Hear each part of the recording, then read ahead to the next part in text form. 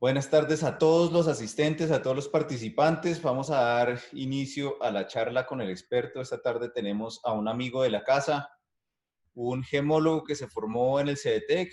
Creo que la experiencia en gemología la adquiriste en el CEDETEC. Es un gusto para mí y un placer tener la oportunidad de hablar contigo. Y pues para todos, Darwin está ahorita en Bangkok y son allá las 2 de la mañana, ¿cierto, Darwin? Así es, Gabriel. Muchas gracias por la invitación. Bueno, Darwin, bueno, antes de arrancar, quiero pedirle el favor a todos los participantes que pues aprovechar esta oportunidad para extraer la experiencia que ha tenido Darwin. Entonces, en la parte de abajo, como siempre, está la sección de preguntas y está el chat. Por cualquiera de las dos pueden hacer las preguntas que vamos a estar tratando de responder las que más podamos. La idea es que el público también participe y sea una charla no solamente mía, sino que todo el mundo tenga la oportunidad de preguntarle a Darwin su experiencia, qué ha hecho, cómo le ha ido. Y bueno, bienvenido Darwin nuevamente a la casa CEDETEC. ¿Me escuchas ahí bien? Darwin, ¿sí me escuchas bien? Muchas gracias, Gabriel. Bueno, tu voz está un poco entrecortada. Sí, tu voz está un poco entrecortada. Sí, yo sí te escucho bien, aunque se entrecorta un poco la voz. Pero bueno, sigamos adelante. Pues, Gabriel, muchas gracias por la invitación. Como usted lo acaba de decir, yo soy Darwin Fortaleche. Yo soy pues un gemólogo que, como usted lo dice, se formó en el CDTEC. Aunque mi educación fue en la Universidad Pedagógica y Tecnológica de Colombia, cuando uno sale de la universidad, realmente uno cree que uno sabe cosas, pero no es tan así. Cuando te estrellas con el mundo diario, con el mundo laboral, en nuestro caso con las piedras, con los casos difíciles, en donde te das cuenta qué es lo que verdaderamente sabes. Y ahí le hallo la razón a lo que usted acaba de decir, Gabriel. Realmente mi formación fue en el CDT. Gracias al CDT soy quien soy hoy. Todo se lo debo al CDT.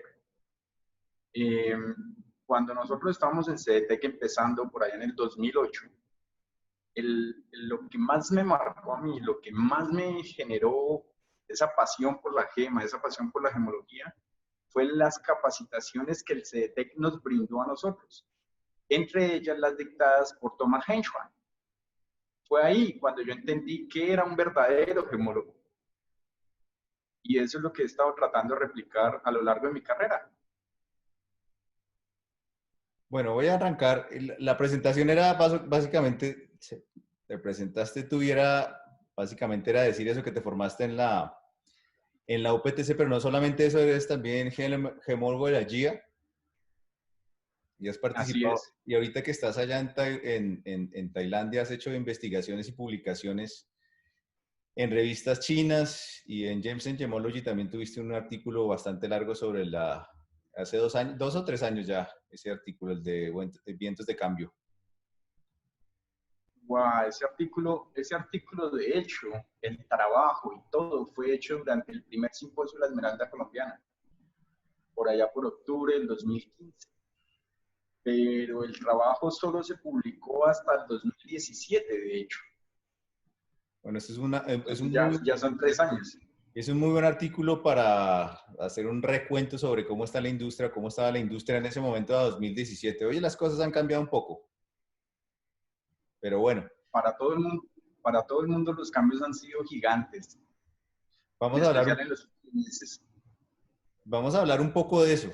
Estaba viendo hace unos días, un par de días, en una charla, en un webinar, que estaban utilizando unas cifras de Guild en cuanto al porcentaje de esmeraldas que ustedes tienen la oportunidad de revisar, comparando las esmeraldas de Colombia con las de otras locaciones, o más bien, ustedes decían más o menos que el 69% de las piedras que ustedes ven son esmeraldas de Zambia.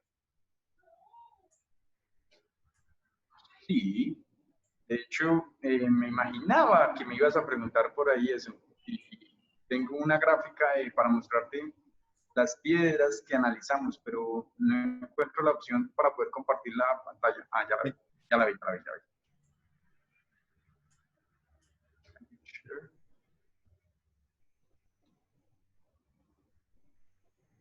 Ya la encontraste abajo donde dice Share Screen.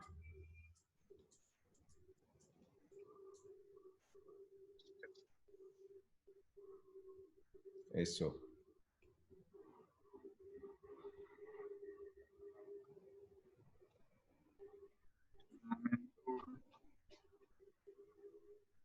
Vamos para acá.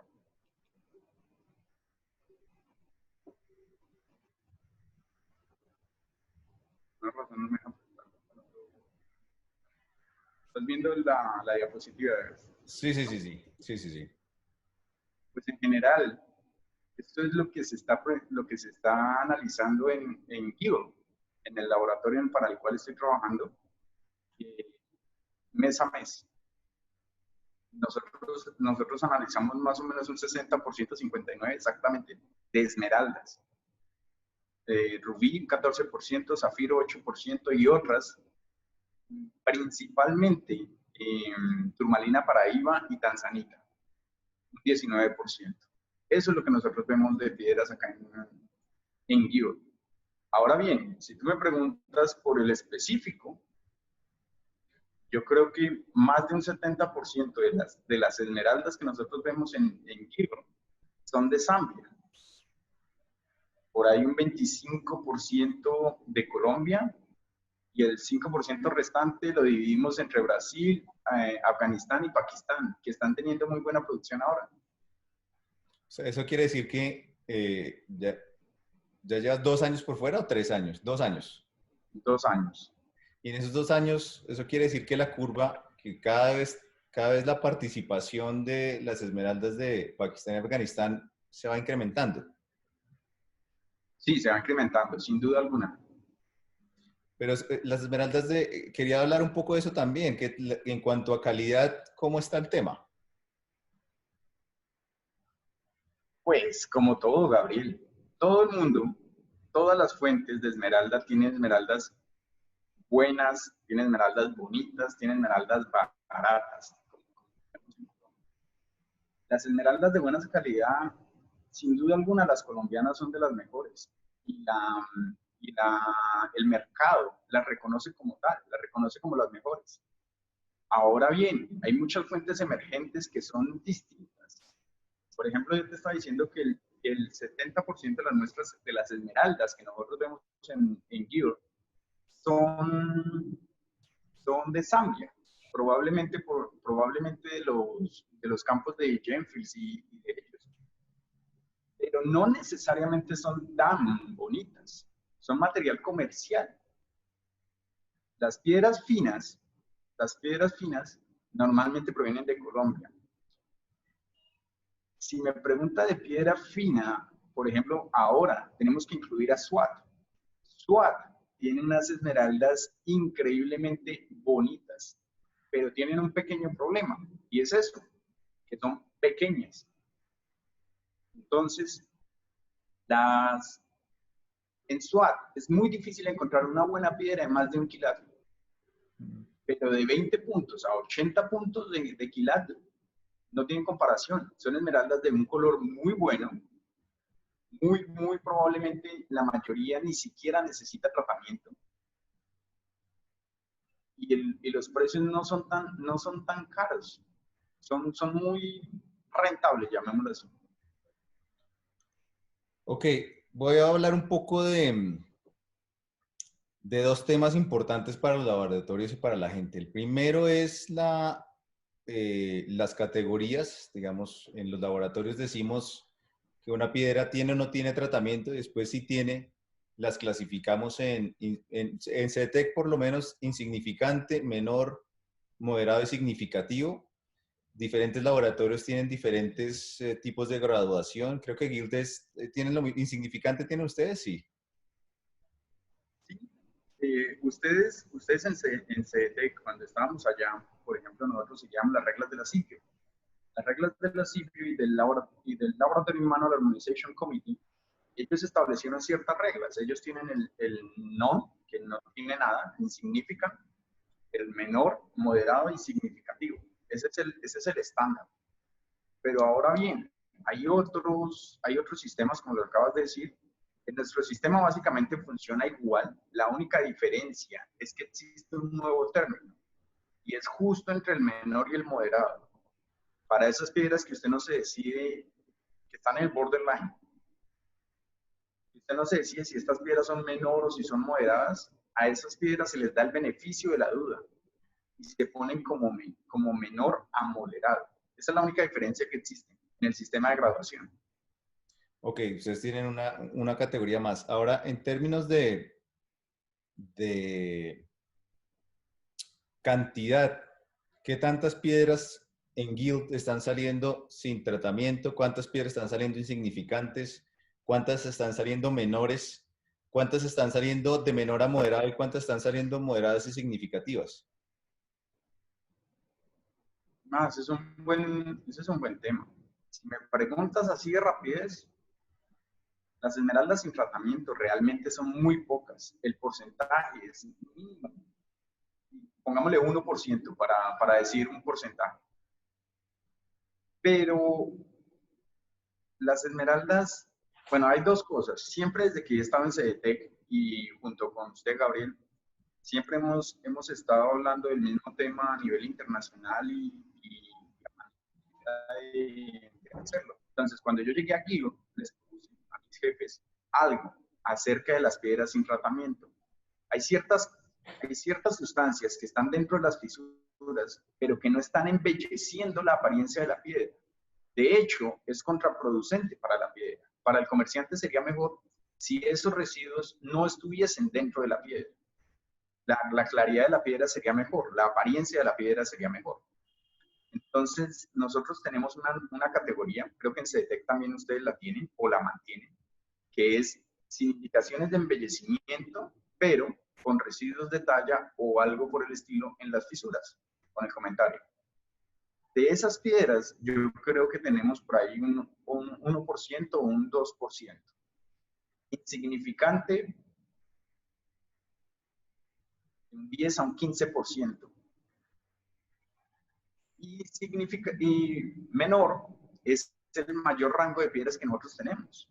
Probablemente un 50 o un 60% de las piedras salen menor.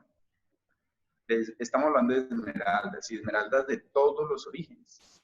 En Colombia, los números y los gráficos son muy distintos a los que nosotros manejamos acá.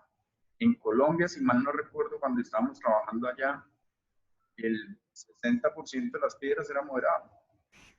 Sí, básicamente sigue lo mismo. Aquí la mayoría de piedras moderadas. De acuerdo. Acá en Guilo, la mayoría de las piedras salen menor, básicamente por eso mismo, porque las piedras que nos envían a nosotros son de otros orígenes. Zambia. Mucha piedra de Zambia en comparación a las colombianas, mucha piedra sin tratamiento. Mucha piedra que tiene muy poca fisura y por consecuente muy poco tratamiento. Además de eso, las mayorías de las piedras de Zambia son cortadas en Jaipur y ellos tratan con aceite mineral. Entonces, la cantidad de embellecimiento que tienen ese tipo de piedras es mínimo.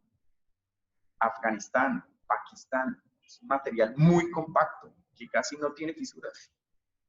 No tiene por dónde entrar el tratamiento. Otra pregunta, a ese mismo respecto, es las piedras. Pero perdóname, termino la idea antes de que se me olvide.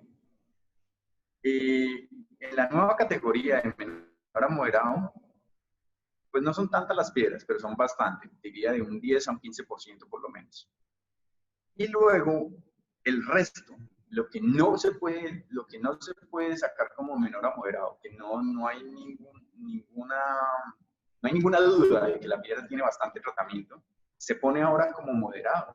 Yo recuerdo que por los años 2010 o menos, 2008, nosotros en CDT grabábamos las piedras como significativos sin ningún pudor. Alrededor del mundo, de hecho, en todos los laboratorios, Google, en SICF, todos los laboratorios. Pero en los últimos años, De hecho, nunca volví a ver un certificado que diga significativo. Sí, esa El categoría término desapareció. significativo, el término significativo comenzó a hacer un downgrade y volverse moderado. Para mí, personalmente, en mi opinión, las piedras que se manejaban como significativo hace 10 años, 2010, 2008, ahora son moderadas. En todos los laboratorios del mundo, no solo en CDTEC, no solo en, bueno, perdón, no sé en CDTEC cómo lo está manejando ahora, no solo en GIRO, pero en SICF, en Google, en todos los laboratorios grandes, GI, ya no se volvieron a ver los reportes con significativo. De hecho, cuando tú dices que una piedra tiene moderado, el negocio para esa piedra se murió. Ya no la vas a poder vender, ya no vas a poder hacer nada con esa piedra. En especial en mercados como el chino. O sea, para el chino hasta menor a moderado es aceptable, digámoslo. Menor a moderado ya no lo quiere. Solo menor. Sí. Por eso es que está saliendo el 60% menores, ¿o no? Tiene que ser también. Bueno, voy a hacer una pregunta de José Ardila y hay un par de preguntas que vamos a ir intercalando para darle la oportunidad a la gente de preguntar. Entonces, José Ardila José pregunta, Ardila es el geólogo. sí, pero le está preguntando, ¿qué composición química tienen esas esmeraldas del país que está tomando la delantera en calidad? Es decir, Afganistán y Pakistán, Afganistán. Oh, composición química, pues en general de la esmeralda no varía nada. Son los mismos componentes, son los mismos elementos. Los cromóforos varían un poco. Pero, por ejemplo, ¿cuáles son las grandes diferencias? El color de Zambia, ellos producen demasiada piedra, demasiada. Los mercados, si tú sales acá en Bangkok, en Ceylon Road, en Hong Kong, está inundado de mercancía de Zambia, pero la mercancía de Zambia tiende a ser muy oscura. El color es muy, muy intenso y es un poco azuloso, no sé cómo describirlo, pero es muy raro, no es como las colombianas. Las esmeraldas tienen un encanto, las esmeraldas colombianas tienen un encanto, un brillo y una saturación de color que es, digámoslo así, perfecta, es vívida. Las esmeraldas de Zambia son en un tono muy, muy, muy oscuro. Entonces, esas esmeraldas le deben el color principalmente a la cantidad de hierro.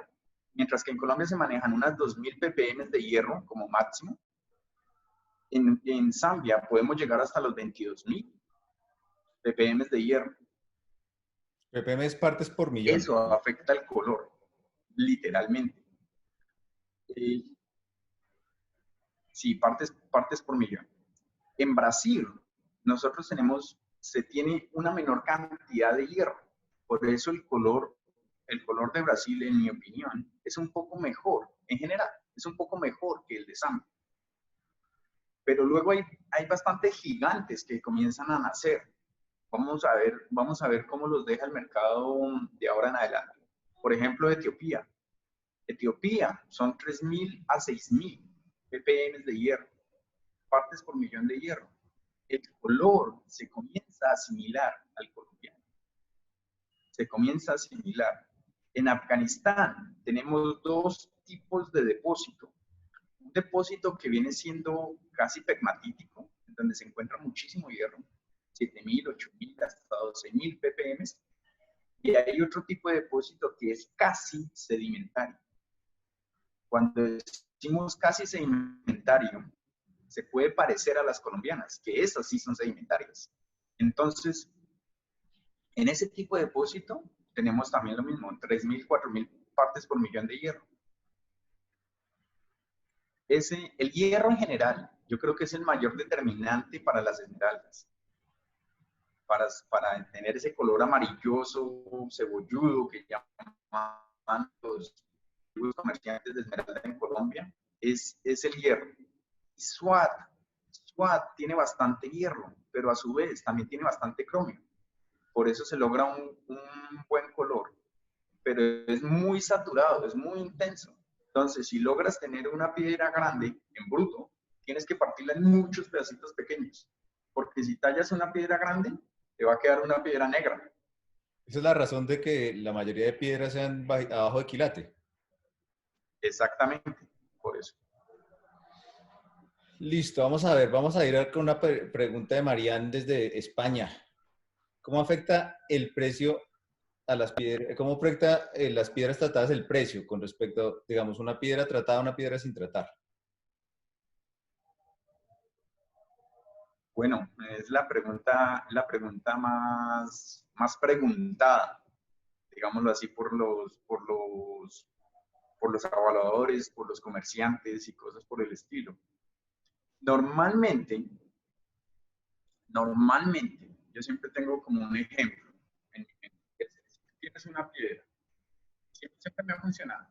Si tienes una piedra, nos vamos a imaginar 5 piedras de exactamente la misma calidad, pero entonces las vamos a poner en contexto. Una piedra de un quilate puede costar $10,000 por quilate, porque no tiene ningún tratamiento. Estamos hablando del caso de una esmeralda colombiana. La misma piedra, si tiene aceite, la puedes llegar a vender entre 6,000 a $7,000 por quilate, solamente por el hecho de tener aceite y en cantidades no exorbitantes, digamos que son menores. Luego, la misma piedra, perdón, digamos que unos 7,000 a 8,000, si tiene aceite.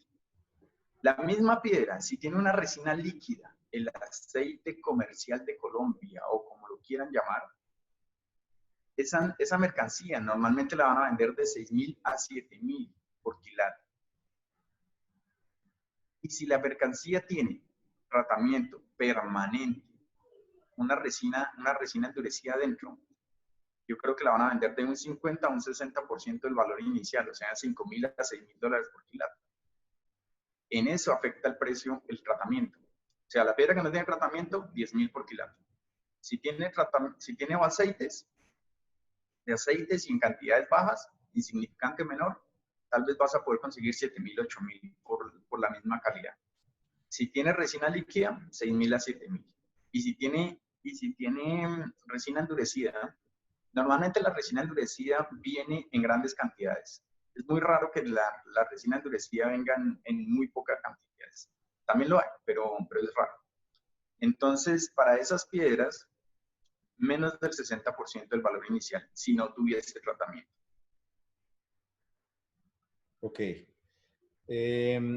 Otra del público, de Julio Perilla, que me imagino que la pregunta es si el tratamiento con resinas se da en todos los países. O sea, has visto esmeralda, allá ven de todas partes, pero qué tanta resina hay en el mundo? Ah, En Colombia es hartísimo. No sé, pero es el epicentro, sí. Es sí, el sí. epicentro. ¿Cómo? Pero realmente la cantidad de resina endurecida que hay alrededor del mundo no es muy grande, Gabriel. Es muy baja. Normalmente las piedras, por ejemplo, de Zambia y de Afganistán son tratadas con resina endurecida, pero no el tipo colombiano, no el tipo Permasafe o Gematrat. Ellos son tratados con Excel, pero el tratamiento de Excel en Nueva York es caro. Ellos están cargando, creo, $100 por quilate o algo por el estilo. Entonces, estas piedras que ellos mandan a cargar son piedras muy finas, entre comillas, pero que necesitan ser tratadas con resina endurecida. Por lo tanto, la cantidad de ese tipo de piedras que se ven, las que nos llegan a nosotros al laboratorio, son mínimas en comparación a Colombia. Estamos hablando de menos del 5% de resina endurecida. Bueno, otra pregunta aquí. ¿Algo más? No, hasta ahí era. No, no, siga. Voy a hacer la pregunta de Darwin Heredia. ¿El precio de la esmeralda radica en el país de origen? Es decir, voy a traducir la pregunta, dependiendo del origen, ¿vale más, vale menos? Sí, de hecho, un saludo para Darwin. Darwin Heredia es un muchacho de Muso, lo conozco personalmente. Estudió en el mismo colegio donde yo estudié y en días pasados me estuvo preguntando cómo hacer para volverse gemólogo. Yo no sabía qué responder. No sabía qué responder porque hoy por hoy en Colombia ya no hay la oportunidad de formarse como gemólogo. La, la, la carrera donde nosotros nos formamos, en la UPTC en Chiquinquirá, hoy por hoy está cerrada. Entonces, pues fue un poco difícil contestarle a él, en No, pero yo le especial por las contesto, situaciones que usted esa vive. respuesta sí se la contesto yo que estamos haciendo nosotros los cursos de formación CDTEC. Entonces, porfa, contáctate con Darwin Heredia y le cuentas. Más bien que Seguro se él va contacte a seguir. contigo que me queda más fácil. De acuerdo. Y en cuanto a los precios, sí, sin duda alguna. Funciona igual con todas las piedras. Todas las piedras tienen un referente. Si usted habla de un rubí, usted siempre va a hablar de un rubí, y en especial de un rubí de Burma.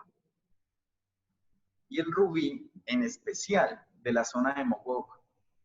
Hay otra zona que es la zona de Monshu, pero esta zona no produce tan finos como los que se producen en Mogok.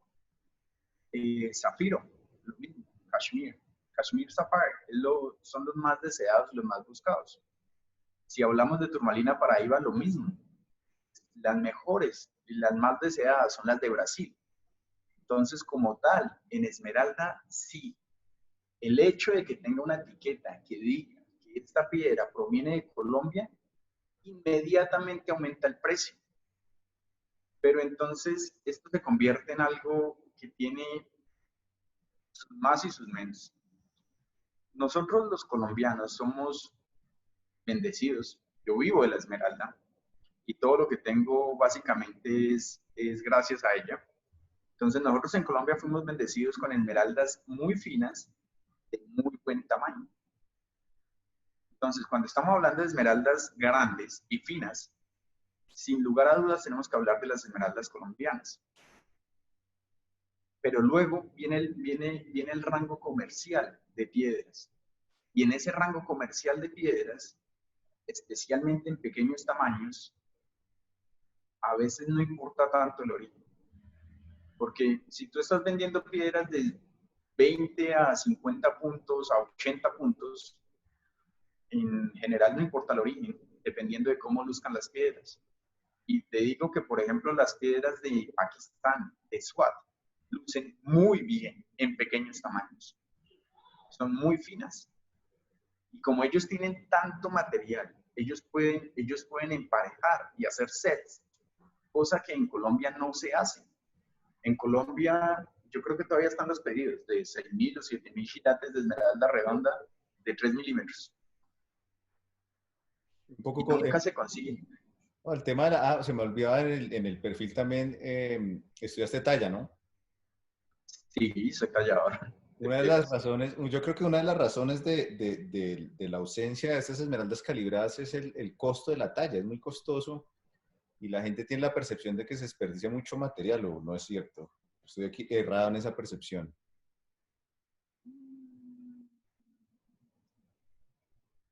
Sí, pues no, su percepción está bien. Lo que pasa es que si intentas calibrar material, primero tienes que desbastar mucho material, tienes que perder material sí o sí.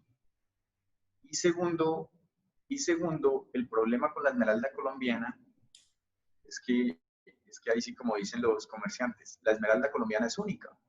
Entonces, básicamente, usted talla una piedra y por más que usted talle otra con los mismos ángulos, con los mismos grados, con las mismas facetas, con las mismas dimensiones, el resultado final va a ser distinto, porque el color y la claridad no van a ser match para hacer un set de piedras. Entonces tendrías que tallar muchísimas piedras para luego poderlas emparejar. Pero estamos hablando de miles de piedras, que no es tan fácil, en especial con los precios de la esmeralda colombiana. De lo que tú has visto en el laboratorio, las esmeraldas de Etiopía, ¿es cierto que tienen muy poco tratamiento?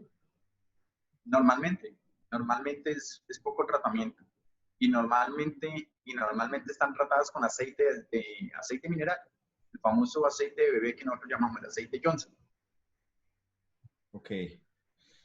Vamos a ir a otra con una pregunta de Jorge Luis Hernández. Vamos a ver, la pregunta es, ¿cómo podríamos diferenciar las esmeraldas etíopes de las colombianas? ¿Sí escuchaste? Las piedras, sí, se te corta un poco la voz, pero sí escuché la pregunta. Primero que todo, un saludo para Jorge Luis, años sin saber de él, compañero gemólogo. Eh, las piedras de Etiopía, en general, tienen un aspecto similar al colombiano, pero si lo ves con el ojo desnudo, como dirían los gringos. Pero igual, si tú lo miras con una lupa, las inclusiones son completamente distintas. Las inclusiones de Etiopía, las inclusiones de Colombia, no tienen nada que ver. Por ejemplo, un ejemplo muy fácil es la pirita. La pirita que se encuentra en Colombia, por ejemplo, no se encuentra en ninguna otra esmeralda del mundo, única y exclusivamente en Colombia. Y por el estilo, hay inclusiones. Entonces, la respuesta para mi compañero sería las inclusiones, sin duda, y los contenidos químicos. La huella digital, el fingerprint, es totalmente diferente. Normalmente se tiene unas 4.000 a 6.000, 7.000 ppm de hierro, por ejemplo, solamente para hacer un recuento, mientras que en Colombia nunca se superan las 2.000. 2.200 es demasiado para una esmeralda colombiana. Entonces, a ella hay un factor determinante. Iridium, escandio, cesio, son factores determinantes en todos los diferentes depósitos. Zambia, las cantidades de rubidio, las cantidades de cesio, las cantidades de escandio son diferentes en cada uno de estos depósitos, aunque las inclusiones entre ellos sí se parecen. Por ejemplo, Zambia, Brasil, Etiopía, Pakistán, Pakistán y Afganistán de la parte pegmatítica comparten una inclusión, que es la mica. Todos ellos tienen mica, pero igual, cuando tú comienzas a ver muchas piedras de Zambia, las micas ya comienzan a tener nombre, ya comienzan a ser separaditas. La forma del cristal, la forma de la inclusión en que viene orientada la inclusión, normalmente se diferencia de otras. Entonces, si tú ves dos esmeraldas, una de Etiopía y una de Afganistán, de hecho se puede llegar a intuir el origen gracias a las inclusiones minerales, siendo esta la misma inclusión. Y el fingerprint, definitivamente el fingerprint químico es la respuesta. Ok, aquí hay otra pregunta de Julio Perilla. Dice, ¿cómo hacer para certificar con un costo bajo el material y el origen de las piedras preciosas de baja calidad?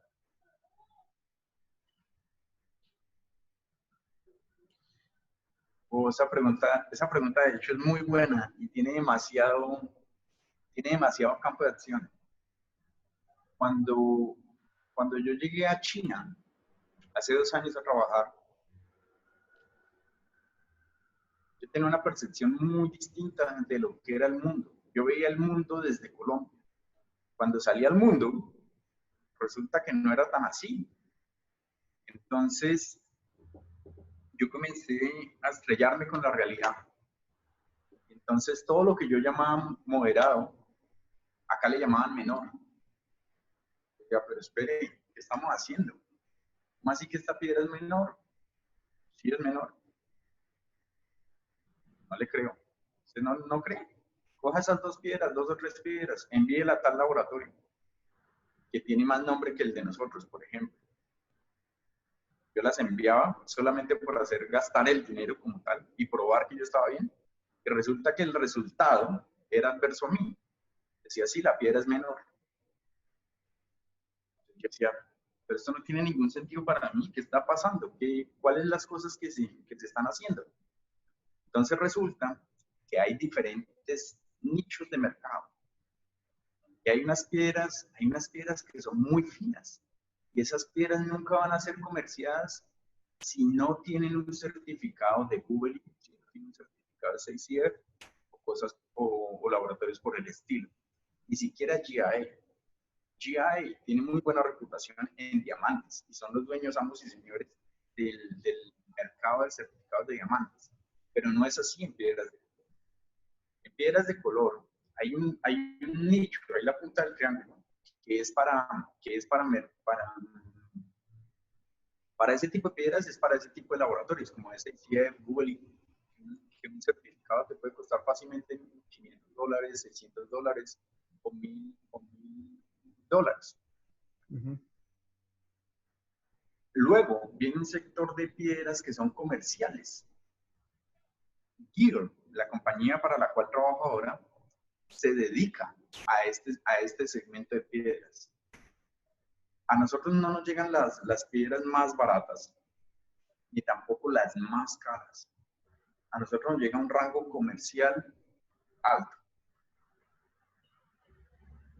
Y por ahí iría la respuesta para Julio Perilla, me dijiste, Gabriel, ¿sí? Sí, Ok, sí. para Julio, esa sería la respuesta para Julio. Tendríamos, en mi opinión personal, tendríamos que buscar otro laboratorio o laboratorios como tal que se dediquen a ese segmento de piedras. En China, por ejemplo, está en GTC. En GTC te cobra $3 por reporte de HAL de muy barato precio. Te cobra 15 renminbis por hacerte un certificado de HAL.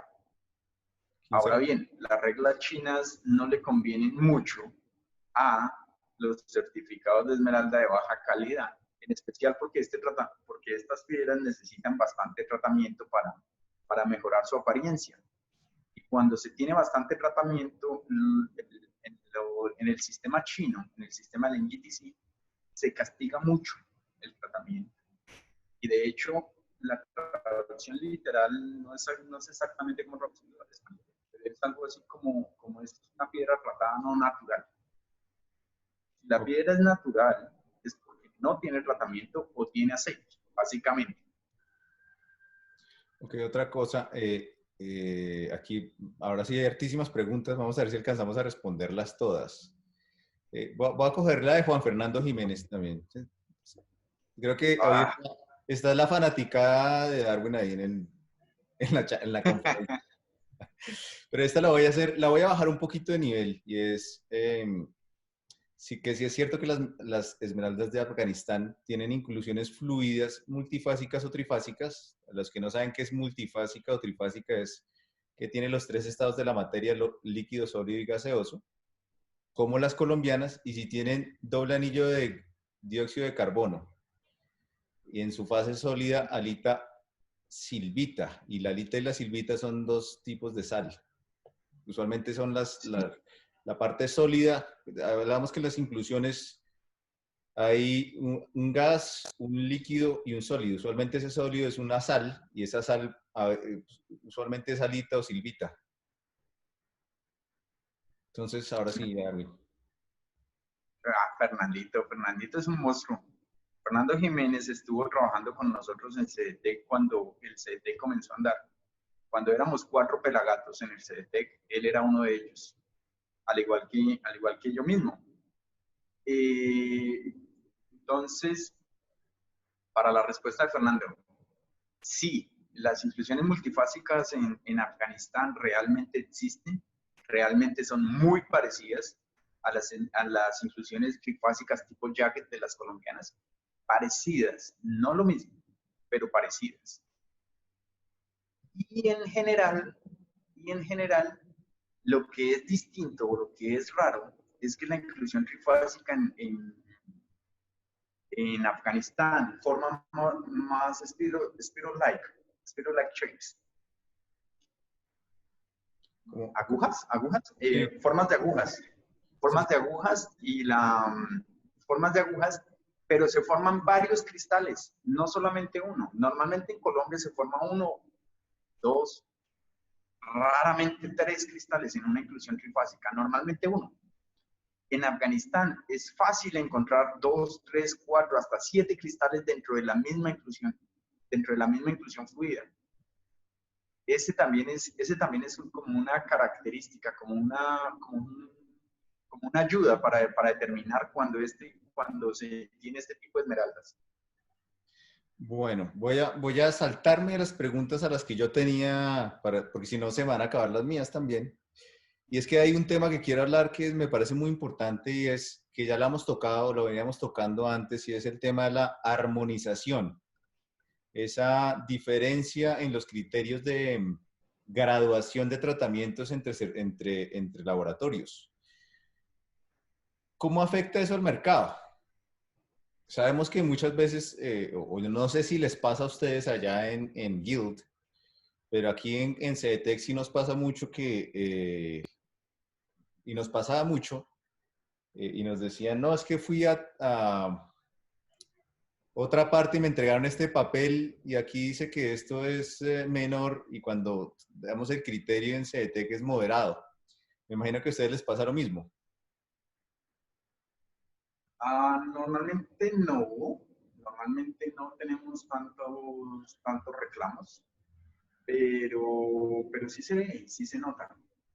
Entonces, para mí, en mi opinión personal, lo que pasa es que cada cliente tiene sus gustos y tiene sus preferencias. Entonces, por ejemplo, le pongo un caso típico y claro. Intente vender una piedra de color en Estados Unidos con un certificado europeo. O haga lo contrario. Intente vender una piedra fina de color en Europa con, con un certificado de Estados Unidos. No va a funcionar porque la gente tiene sus preferencias, tiene sus elegidos. Entonces, por ejemplo, para mí, cuando nosotros estamos trabajando en CDT, nosotros hacíamos un trabajo realmente a conciencia. Y nosotros seguíamos los mandamientos del Laboratory Manual Organization Committee al pie de la letra. Entonces, cuando llegué a China, la gente me decía, tú trabajas en el exigente laboratorio colombiano. Yo decía, sí, allá trabajaba. ¿Por qué? Decía, es que todas las piedras que nosotros certificábamos allá como moderadas, muchas salen como menor. Y las piedras que ustedes decían que eran insignificantes, nos han salido acá hasta sin tratamiento. Y yo, buenísimo saberlo. Entonces, se crean ciertas, ¿cómo lo llamamos a eso? Ciertas preferencias y ciertas creencias. Entonces, es muy difícil. El tema de las esmeraldas, de los tratamientos de esmeraldas, por ejemplo, es muy difícil de validar. Yo no le puedo decir a usted, por ejemplo, o usted no me puede decir a mí, que las esmeraldas que tengan entre un 1% y un 1.8% de filler dentro de los residuos, dentro de las fisuras, van a ser catalogadas como moderado. Eso no se puede medir. Y además, la gemología tiene tanto de ciencia como de arte. Entonces, yo puedo ver que la piedra está tratada, que tiene una resina líquida adentro. Pero ahora bien, ¿la resina dónde está? ¿A una orilla, a una esquina de la piedra? ¿Está en la mitad? ¿Está en el pabellón? ¿Dónde está? ¿Qué tanto afecta la apariencia real de la piedra? Porque no es lo mismo si una fisura está en las facetas cercanas al bisel o si está justo debajo de la tabla. Entonces, ese tipo de cosas también se gradúa, no solamente la cantidad, en general lo que se gradúa es qué tanto se modifica la apariencia de las piedras. Entonces es muy difícil validar. Y aún así, cuando 10 laboratorios dan la opinión sobre una piedra y solamente uno, por ejemplo, dice, esta piedra es menor, y los otros 9 le dicen moderado, esta piedra es moderada, no hay nada que hacer. El 10º laboratorio que dijo que la piedra es menor va a decir, esa es mi opinión. Y ahí va a parar el problema, ahí va a parar el cuento.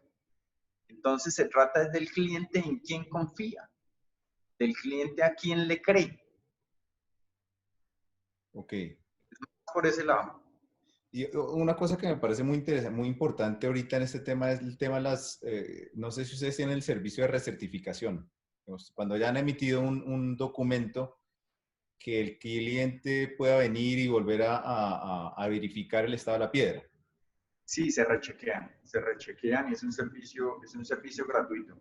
Si tú tienes un certificado emitido por Kiruyan Lab y tienes la piedra correspondiente a ese certificado, la traes a cualquiera de las sedes de nosotros, Hong Kong, Shenzhen, Guangzhou o Bangkok, y se va a chequear si la piedra corresponde al certificado y obviamente se verifica si está en el mismo estado de cuando se certificó, porque las piedras pueden cambiar muy fácil en ambos sentidos.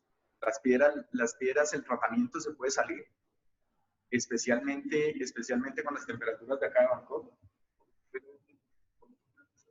36 grados con sensación térmica de 44. Entonces el aceite se tiende a salir de las piedras fácilmente. Entonces, cuando la certificamos puede estar menor. Si el aceite se sale, si el aceite se sale, obviamente va a cambiar. La apariencia también va a cambiar. Y en el segundo caso, que es el secreto a voces de los comerciantes, y es que mandan certificar las piedras con una cantidad mínima de tratamiento, apenas para disimular la apariencia de las piedras. Y luego cuando salen, cuando obtienen el certificado con una cantidad baja de tratamiento, le ponen más tratamiento, le ponen el que verdaderamente la piedra necesita. Entonces, si un cliente viene al laboratorio con el certificado y la piedra, nosotros verificamos gratuitamente, sin ningún problema, rápido, si la piedra corresponde al certificado y si se encuentra en el mismo estado de cuando se certificó.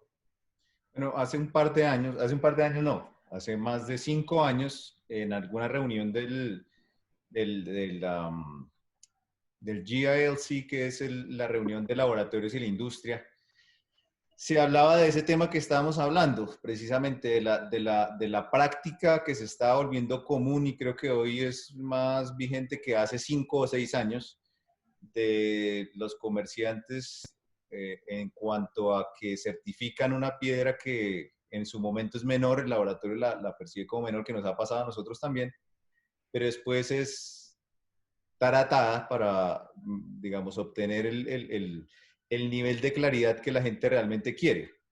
¿Qué tanto, ese tema del secreto a voces del que hablabas vos, qué tanto se va a convertir en un problema en el corto plazo? Gabriel, como todo se trata de credibilidad. Hay casos mucho peores que este. Hay casos en que simplemente las piedras las limpian un poco para bajar un poco el nivel de tratamiento, que la foto aparezca bonita en el certificado, y luego le ponen más tratamiento para mejorar su apariencia. Pero hay cosas peores que esas. Hay cosas tan bárbaras como que limpian completamente una piedra que necesita algún tipo de embellecimiento, la llevan a los laboratorios. ¿Qué puede hacer usted como laboratorio? ¿Qué puedo hacer yo como laboratorio? Nada. Yo verifico la piedra. Si la piedra no tiene tratamiento, no tiene tratamiento. Ya, eso se declara. Ahora bien, después le ponen tratamiento, pero le ponen tratamiento, la convierten en menor, ni siquiera en insignificante, o cosas por el estilo. Intentan venderla con el certificado de no hoy. Entonces, el problema siempre va a estar vigente para ese tipo de comerciantes. Para los comerciantes normales, que son la mayoría, no hay ese problema. Por ejemplo, hay personas que tienen la política graciosa que me da mucha risa a mí, es como, si usted encuentra una esmeralda que no tenga permanente en mi inventario, tráigala, yo se la cambio por una que sí. Entonces, cada tipo de engaño siempre tiene su más y su menos. Al final del día, los problemas se devuelven, y siempre se devuelven, este país, pero se devuelven. Entonces yo creo que la mejor herramienta contra eso es, digámoslo así, como la honestidad y la credibilidad. Por ejemplo, también entre comerciantes. Entonces, resulta que un comerciante le vende a otro una piedra con ese tipo de daños, con ese tipo de cosas, digámoslo así. Y luego resulta que cuando lo mandó a otro laboratorio, el laboratorio le dijo otra opinión. Entonces la cadena se devuelve. Oiga, venga, ¿qué pasó? Usted me vendió esta piedra como insignificante. Resulta que es menor y comienza a devolverse. Y en algún punto se va a devolver tanto que se va a convertir en un problema gigante para el que intenta hacer ese tipo de cosas. Ok, voy a hacer una, voy a pasarme a una pregunta de Nini Joana. ¿Sí me está escuchando? Que sale que entonces dice, Sí, sí, sí. ¿qué debe saber un gemólogo para poder trabajar en laboratorios internacionales en certificación de gemas de color o diamantes que puedas aportar mucho? ¿Cuál es digamos, subas a GIA, sales de GG? ¿Es suficiente para trabajar en un laboratorio de gemas? No, sin duda no. O si tienes un FGA, digamos, que no sé cuál ahorita sea el que tenga más. FGA como es el como que tiene más categoría ahorita, ¿no? Depende qué tipo de categoría o qué tipo de estatus le des. Si quieres reconocimiento, GI creo que es el mejor alrededor del mundo. Es como tener la membresía de un club. Si quieres conocimiento y un poco más de profundidad, según me cuentan, porque no he tenido la oportunidad de hacerlo, quiero hacerlo, el FGA es también es una de las mejores opciones. Pero en general, por ejemplo, ya que estabas hablando del curso de GIA, el curso de GIA fue desarrollado más o menos en 1980 y iba dedicado básicamente a madres ¿cómo se llama? A amas de casa, a amas de casa o joyeros que quisieran expandir su conocimiento. El curso de GIA como tal no es la mejor herramienta. De hecho, GIA se quedó tal vez en la gemología de hace 30 o 40 años. En el curso de GIA nunca te enseñan cómo se maneja un equipo de espectroscopía. Y hoy por hoy, la gemología sin espectroscopía infrarroja, sin espectroscopía ultravioleta, fluorescencia de rayos X, espectroscopía Raman, no es nada. Si un laboratorio de gemología no tiene estos equipos, es una opinión de alguien que está limpiando las piedras. Entonces, para la respuesta a la pregunta específica que hizo Nini, Sí. es,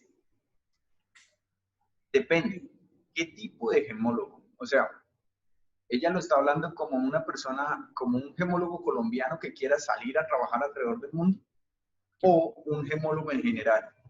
Yo pensaría que un gemólogo en general, de todas maneras, independientemente que salga de Colombia o que salga de... O sea, si uno necesita, si como gemólogo quiero trabajar en un laboratorio, en un centro laboratorio, ¿qué necesito saber? Conocimiento en general de muchas cosas. Por ejemplo, en GIL, ahorita tenemos alrededor de 40 gemólogos. Unos que están empezando su carrera, están haciendo carrera, están empezando. Y hay otros que nosotros dividimos los procesos como en el primer check y el segundo check. Para el segundo check, habemos 4 o 5 personas autorizadas a dar la decisión final. Entonces, uno o dos gemólogos revisan las piedras antes de que las piedras lleguen a nosotros. ¿Qué le puedo decir? Gabriel, cuando yo llegué a Guilor, por ejemplo, yo creía que yo sabía. Me pasó lo mismo que cuando salí de la universidad a trabajar en CDT. Yo creía que yo sabía, pero resulta que no es tan así. El, el conocimiento que nosotros tenemos en Colombia, por ejemplo, esa es la primera parte de la respuesta. Es que el conocimiento que nosotros tenemos en Colombia sobre esmeraldas colombianas es bueno. Entonces, la primera parte de la pregunta de qué se necesita, yo diría que lo que más se necesita es especialización. Porque si tú te especializas en esmeralda colombiana, después ya puedes comenzar a brindarle algo a un laboratorio internacional. Los gemólogos de este tipo de laboratorios, mis compañeros, la mayoría de ellos son chinos y ellos tienen conocimientos generales de todo, no tan específicos de ciertos casos. Pero, por ejemplo, ahora abrimos una sede en Bangkok. Estoy trabajando en esa sede desde ya hace 6 meses, un poco menos, como 4 meses. Y acá son especialistas en rubí y zafiro. En rubí y zafiro, perdón. Cuando ellos, cuando ellos te, cuando tú les muestras una piedra a ellos, es como cuando nosotros nos muestran una esmeralda. Cuando nosotros nos muestran una esmeralda, nosotros sabemos de más o menos de dónde viene. Nosotros sabemos si las piedras son de pues, si son de uso, si son de esmeralda. Pasa lo mismo para ellos. Ellos, con la sola intuición, ya saben que las piedras son de Burma, ya saben que las piedras vienen de Monchu. Ellos tienen ese tipo de conocimiento. Ellos tienen ese tipo de especialización. Entonces, la respuesta para ella sería especialización es lo que necesitamos para salir adelante a nivel internacional. O sea, usted se tiene que volver bueno en algo para poderlo brindar a los demás. Está muy bien. Bueno, pues ya casi se nos pasó la hora, ya casi son las 3 de la mañana ya en Bangkok. Lo tenemos aquí No hay trasnochando. problema, no hay problema porque con la situación del COVID los horarios están un poco desordenados. Bueno, antes de, nos quedan varias preguntas y yo les voy a lanzar aquí la encuesta y antes de hacerle la última pregunta vamos a hablar un poquito de eso sobre el COVID. Mientras tanto ustedes pueden ir respondiendo la encuesta. Muchas gracias a todos los participantes, a toda la gente que nos acompañó y gracias a Darwin por aceptar la invitación y quedarse trasnochando con nosotros. La próxima semana vamos a tener, es muy interesante las próximas 2 semanas porque la próxima semana va a estar el profesor Giuliani, un geólogo súper reconocido, investigador y que una de las personas más referenciadas en el tema de esmeraldas. Y la siguiente semana vamos a tener a un doctor que va a hablar sobre los temas de futuro, cómo hacer investigaciones en temas de futuro. ¿Para qué sirven esas investigaciones de futuro? ¿Cómo se usan? Y bueno, los esperamos en las próximas 2 charlas. Ya saben, la próxima es Giuliani y la siguiente es Francisco José Mojica, que es el director del Centro de Pensamiento Estratégico y Prospectiva de la Universidad Externada de Colombia. Entonces, ya para ir cerrando, muchas gracias por responder. ¿Cómo les ha afectado, cómo ven ustedes el tema del COVID? ¿Cómo ha afectado los precios? ¿Cómo ha afectado el tema del laboratorio? ¿Cómo ven ese tema?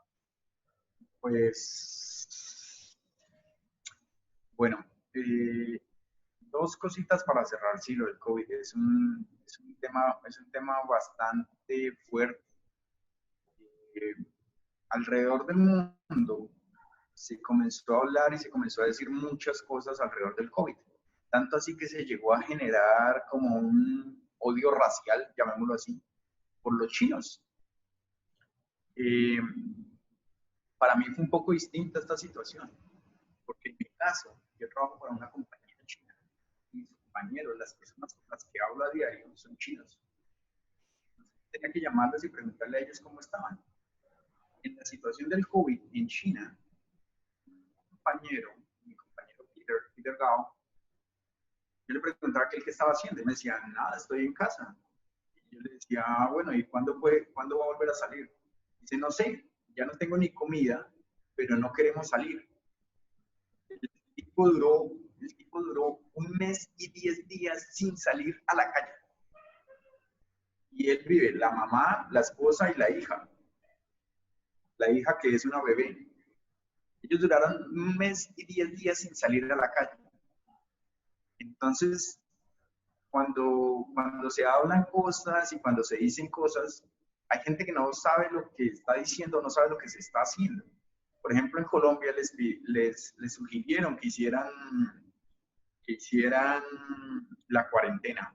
Luego la volvieron obligatoria. Y lo digo en un caso especial, por ejemplo, en el caso de mi papá, en Algeciras, Huila. Yo lo llamaba por video y él me mostraba cómo estaba el pueblo. Y básicamente en Colombia, cuando les dijeron que era cuarentena, todo se volvió fiesta.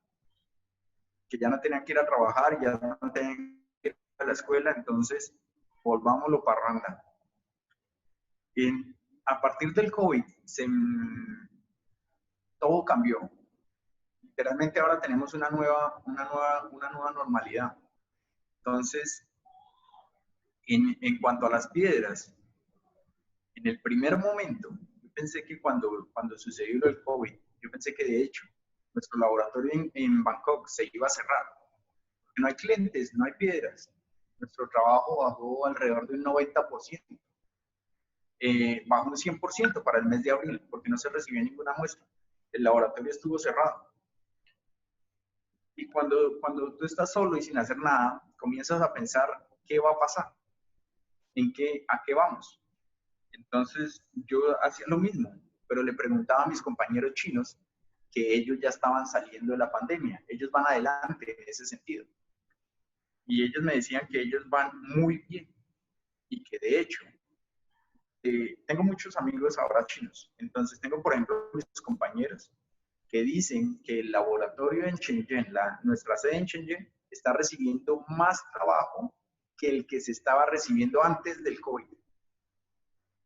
Porque se comenzó a hacer mucho mercado electrónico, se comenzaron a vender muchas piedras por internet, pero piedras de baja calidad, de bajo valor, no tan alto valor. Es difícil vender una piedra cara por internet.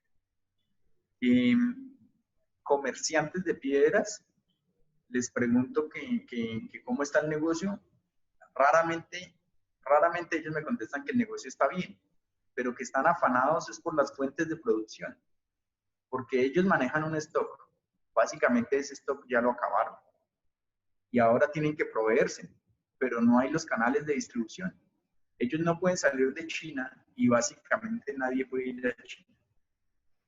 Entonces, con los temas de los impuestos y las cosas en China, se hace un poco difícil para que ellos puedan tener otra vez sus inventarios a tope. Entonces, en general, por lo que he escuchado en los comentarios, se augura un buen futuro. Dos preguntas corticas así rápidas. Una del doctor Carlos Julio Cedeño que no lo puedo dejar con la pregunta y es, cuando se habla de clientes con preferencia por un laboratorio, ¿se habla de clientes vendedores o compradores? ¿O cada uno tiene sus preferencias? Ay, Carlos Julio, buenas tardes en Colombia. Carlos Julio, más grandes respetos para él. Otro de los 4 que comenzamos cuando empezó el CDTEC. Siempre ha sido el director científico del CDTEC, una persona intachable, con muchísima experiencia y que me ha enseñado muchas cosas en la vida, no solo profesionales, pero también de vida, de cómo comportarme, de qué hacer, de qué no poder hacer y cosas por el estilo. Con respecto a la pregunta del terceño es, ¿cuál es la preferencia de los clientes? Bueno, pues resulta que normalmente el cliente final nunca llega al laboratorio. Los que llegan al laboratorio, nuestros clientes, lo puedo decir en Colombia y lo puedo decir en Guild, acá en Hong Kong o en Bangkok, normalmente son los dealers, los comerciantes de piedras que esperan que los colombianos, por ejemplo, vengan con las piedras y las mandan certificar. Son ellos los que hacen la preferencia. Y son ellos quienes impulsan a sus clientes a trabajar con ciertos laboratorios. Por ejemplo, cuando nosotros llegamos acá a Bangkok, alguien nos decía, un comerciante importante de piedras, Avi, él nos decía, gracias a Dios llegaron ustedes acá, porque ya no quiero trabajar con estos señores. ahora voy a trabajar con ustedes. Y ya, simplemente por eso comenzó a trabajar con nosotros. Entonces se trata es de los comerciantes, en general son los comerciantes. Es muy difícil que un cliente final llegue al laboratorio. Muy, muy, muy difícil. Voy a hacer la última de Diana. Diana tiene dos preguntas, pero pues no sé qué tanto. Una es los precios de las esmeraldas de unos 50 milímetros hasta 5 milímetros. ¿Cuánto puede oscilar? Me imagino que esmeraldas colombianas, pero yo no sé si tienes idea de precios. Usualmente nosotros en laboratorios no tenemos mucho contacto con precios, ¿no?